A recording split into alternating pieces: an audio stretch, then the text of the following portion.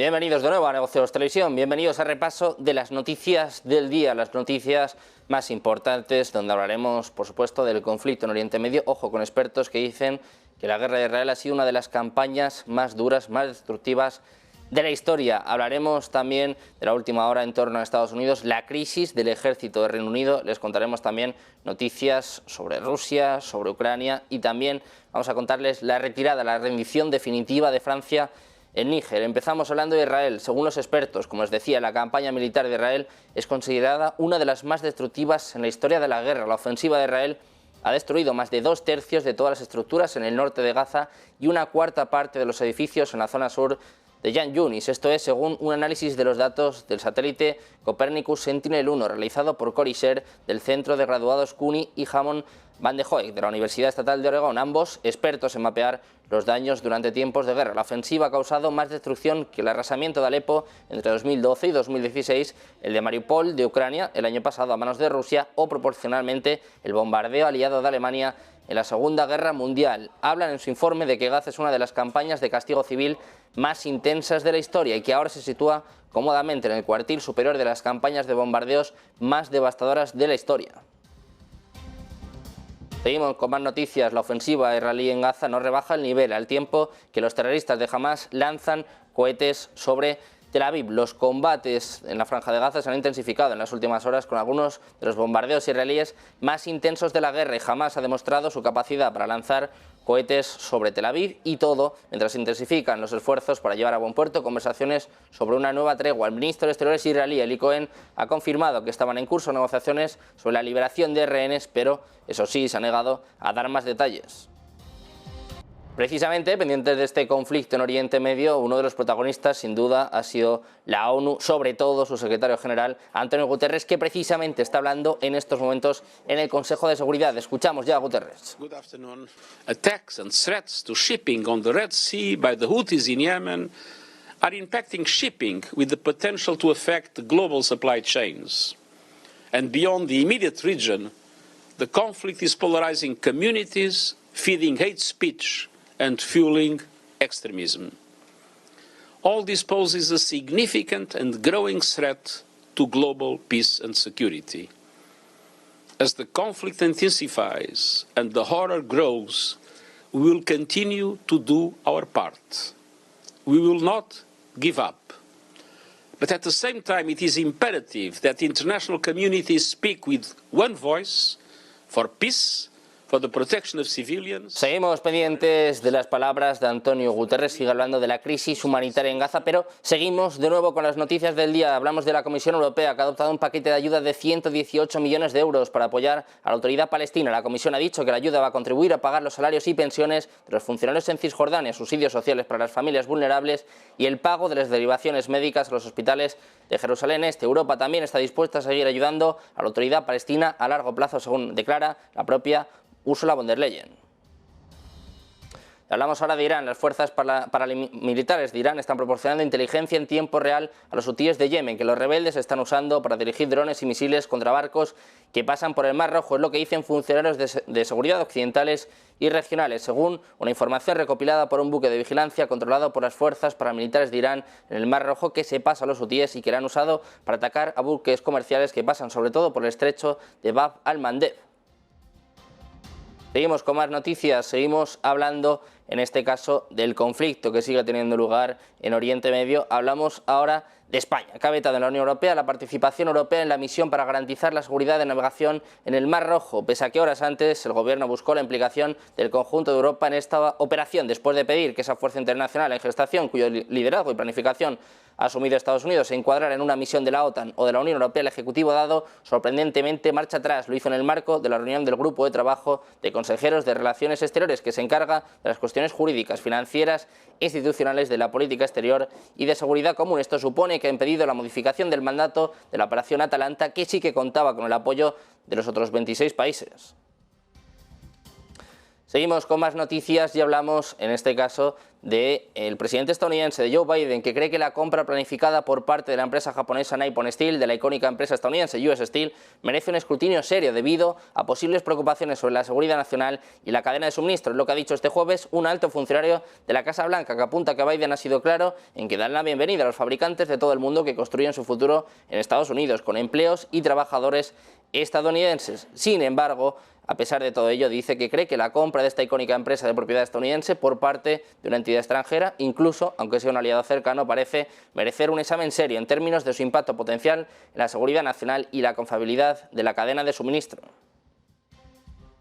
Hablamos ahora de Reino Unido, de la crisis de su ejército. Más de 400 soldados pasaron a reclutamiento mientras el ejército británico enfrenta un grave declive. Las cifras hablan por sí solas. Perdió 9.438 soldados y ganó solo 6.308 el año pasado. La fuerza reservista además se está reduciendo. Solo quedan 3.780 de los que se unieron desde octubre de 2022 hasta septiembre de 2023. El general Sir Patrick Sanders da prioridad precisamente a este reclutamiento. La Royal Navy y la Royal Air Force están también luchando precisamente contra esta cuestión. La Marina, por ejemplo, emplea el método de recomiende a un amigo. En general, el personal militar que sale supera a los nuevos reclutas, lo que genera preocupaciones sobre la defensa nacional. Hablamos ahora de Turquía. La Comisión de Asuntos Exteriores del Parlamento turco se va a reunir nuevamente este martes para considerar la candidatura de Suecia a la OTAN. Es lo que ha mostrado precisamente el sitio web del Parlamento. En un primer paso necesario para la ratificación, Suecia y Finlandia solicitaron unirse a la OTAN el año pasado después del inicio del conflicto entre Rusia y Ucrania, pero Turquía ha planteado objeciones sobre lo que dijo que era la protección de los dos países a grupos que Ankara considera terroristas. Por su parte, Suecia dice que ha hecho todo lo posible para entrar en la OTAN y sobre todo para levantar las objeciones por parte de Turquía. Hablamos ahora de la OTAN. Ojo a lo que dice Stoltenberg. Dice que Rusia ha sufrido una importante derrota estratégica en la guerra de Ucrania. En declaraciones a los medios alemanes, Stoltenberg ha dicho que el presidente ruso Vladimir Putin no ha logrado su objetivo de impedir que Ucrania se acerque a Europa y por eso, dice Stoltenberg en palabras textuales, Putin quiere una Europa en la que Rusia pueda dominar a sus vecinos, pero Ucrania está ahora más cerca que nunca de la OTAN y la Unión Europea. Esto es una gran derrota estratégica para Rusia. Dice además Stoltenberg que el presidente Putin ha perdido Ucrania para siempre y que además Rusia ha perdido cientos de aviones, miles de tanques y 300.000 soldados han muerto o han resultado heridos. Esto es lo que decía el secretario general de la OTAN, que eso sí ha reconocido que la contraofensiva de Ucrania no ha logrado los resultados esperados, pero subraya que las naciones occidentales van a seguir apoyando a Ucrania.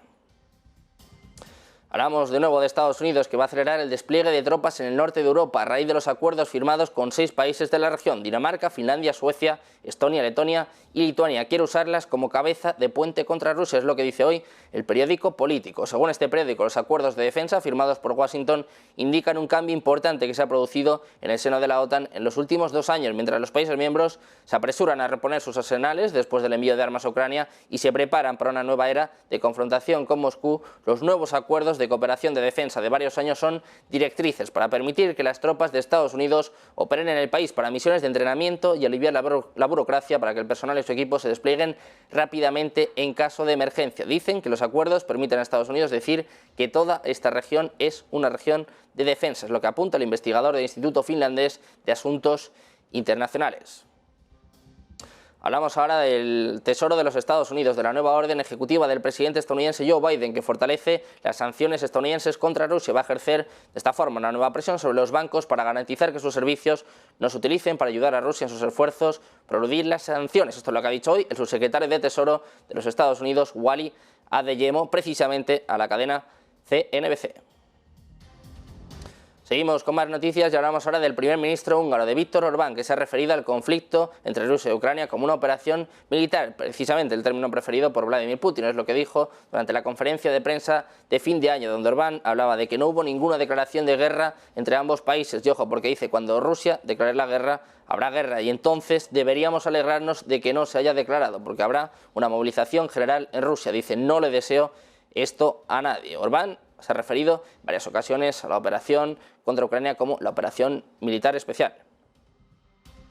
Hablamos ahora de Rusia. Dice que la adhesión de Ucrania a la Unión Europea va a socavar todo el sistema paneuropeo del bloque y que además va a conducir a su colapso. Es lo que ha dicho hoy Dmitry Peskov, portavoz del Kremlin, que apunta que la decisión de admitir a un país como Ucrania, independientemente de sus problemas territoriales, simplemente va a socavar todo el sistema de la Unión Europea. Dice que cualquier mente sensata se da cuenta de que esto va a ser una carga que la Unión Europea no va a poder soportar y que por lo tanto va a provocar su colapso. Ha señalado además a que este debate de la adhesión de Ucrania se hace mientras se mantiene un diálogo similar sobre las aspiraciones de otros países. Sin embargo, dice que en el caso de Ucrania están disimulando cualquier intento de lograr una comprensión más profunda de lo que puede significar este problema para Europa.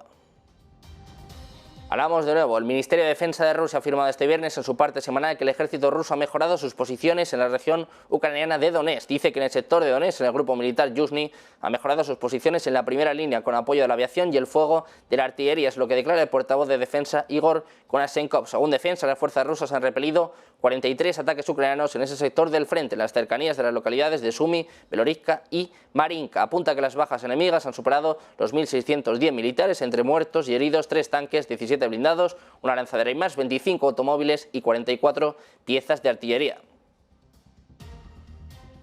Seguimos con más noticias. Rusia está preparada para responder rápidamente con la misma moneda al despliegue por parte de Washington de misiles de corto y medio alcance en Europa, en la región Asia-Pacífico, lo que ha dicho este viernes el viceministro ruso de Asuntos Exteriores, Sergei Ryabkov, que además ha declarado que Moscú va a seguir de cerca el desarrollo de estos misiles estadounidenses y sus posibles despliegues y que está dispuesto a tomar rápidamente las políticas necesarias para responder de la misma manera.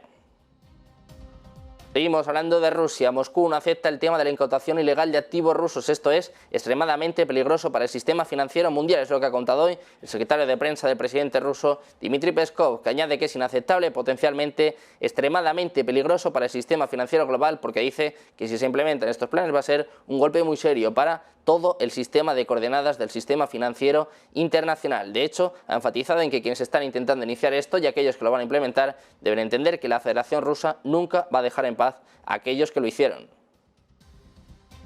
Hablamos ahora de Ucrania, hablamos de los posibles sabotajes de cara al año que viene. Este año, desde misteriosas explosiones en bases militares hasta trenes descarrilados y asesinatos descarados, han hecho que Rusia se vea afectada por una creciente corriente de sabotajes y asesinatos encubiertos durante los últimos meses. Rusia ha acusado a Ucrania de orquestar estos ataques y en ocasiones Kiev también se ha atribuido el mérito de los mismos. Ante un estancamiento en el campo de batalla y la incertidumbre sobre la financiación a largo plazo de la ayuda militar por parte de Occidente, Ucrania ve cada vez más posible el sabotaje como una táctica crucial contra su enemigo. Dice además que quiere presionar al Kremlin e interrumpir las líneas de suministro y que por eso es posible que intensifique sus ataques con drones y sabotajes durante el próximo año. Hablamos ahora de los Países Bajos. Se están preparando para enviar 18 aviones de combate F-16 iniciales a Ucrania, lo que ha dicho hoy el primer ministro interino Mark Rutte, que añade que la entrega de estos F-16 es uno de los elementos más importantes de los acuerdos alcanzados sobre el apoyo militar a Ucrania. Serían los primeros en ser entregados a Ucrania después de que los Países Bajos se comprometieran en agosto a donar los F-16 excedentes junto con Dinamarca, Noruega y Bélgica. Hablamos ahora del temor, el miedo de los países bálticos. Son los mayores contribuyentes de asistencia militar a Ucrania en relación a su PIB y temen que el atraso de la ayuda a Kiev por parte de Estados Unidos y la Unión Europea dé argumentos a Rusia no solo para alargar su guerra en el país vecino, sino también para acercar su agresión a la región en los próximos años. Temen además que una victoria de Trump en los comicios del próximo 5 de noviembre venga acompañada de un debilitamiento del rol de Estados Unidos en la OTAN o incluso de su retirada y que esto pueda provocar agresiones o provocaciones por parte de Rusia a los países bálticos. Ponemos el foco ahora en el ministro de Asuntos Exteriores de Ucrania, Dmytro Kuleba. Ha dicho a su homólogo polaco que debe terminar el inaceptable bloqueo de los cruces fronterizos que lleva un mes de duración por parte de camioneros descontentos. Dice Kuleba, lo primero que hay que hacer es desbloquear la frontera, porque esta situación, cuando nuestra relación amistosa está a la sombra de la frontera bloqueada, es inaceptable y perjudicial. Esto se produce después de que el propio ministro de Asuntos Exteriores polaco haya realizado su primera visita oficial a Ucrania. Hablamos ahora de Argentina. La ciudad de Buenos Aires está siendo escenario de diversas protestas. Han empezado a eso de las 9 hora local con la Unión Piquetera 9 de julio y en Belgrano a las 11 también ha marchado la UTEP al Obelisco y 2 horas más tarde. Otras organizaciones se van a manifestar en Diagonal Norte y en Pellegrini. También se ha anunciado una protesta de ATE a eso de las 13 hora local y ojo porque el portavoz del gobierno argentino ya está avisando, ya se sabe quién va a pagar estas facturas, precisamente estas organizaciones. Escuchamos a Dorni. Se dictó finalmente la resolución para establecer los parámetros que determinan los costos de ese operativo, costo que, por supuesto, vamos a intimar a las organizaciones para que, por supuesto, se hagan cargo de este gasto que no le corresponde a la ciudadanía. Hay una estimación del costo del operativo en 60 millones de pesos. Y por supuesto esta será la factura que le pasaremos a las organizaciones. De Argentina pasamos a hablar en este caso de Francia, que ha completado el viernes la retirada de sus tropas después de que la nueva junta militar les pidió que abandonaran Níger, poniendo fin a años de apoyo militar sobre el terreno y generando preocupación entre los analistas sobre una brecha en la lucha contra la violencia yihadista en toda la región africana del Sahel. Los últimos aviones y tropas militares franceses han partido de Níger antes de la fecha límite del 22 de diciembre establecida por la Junta, que rompió los lazos con París después del golpe de julio. Es lo que ha dicho el Estado Mayor del Ejército francés a la agencia de Associated Press. Francia ya anunció esta semana que cerraría su misión diplomática en Níger por un periodo indefinido. Sin embargo, el país seguiría involucrado en el Sahel, con la vasta extensión al sur del desierto del Sáhara, que ha sido un foco de extremismo violento, aunque de manera diferente, según ha dicho este jueves el presidente Emmanuel Macron durante una visita a una base en Jordania.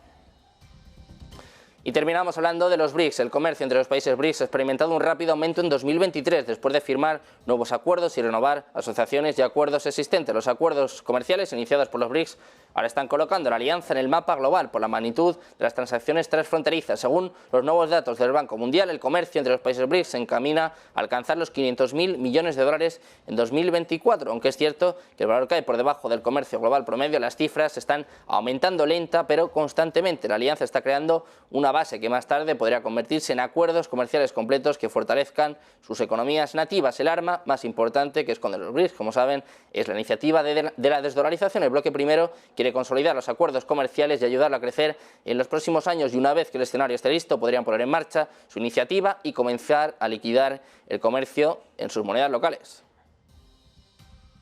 Seguimos pendientes, como siempre, de la actualidad de las últimas horas, como siempre, con la mejor programación. No se vayan, hacemos nada, una breve pausa, 2 minutos y enseguida volvemos aquí en Negocios Televisión.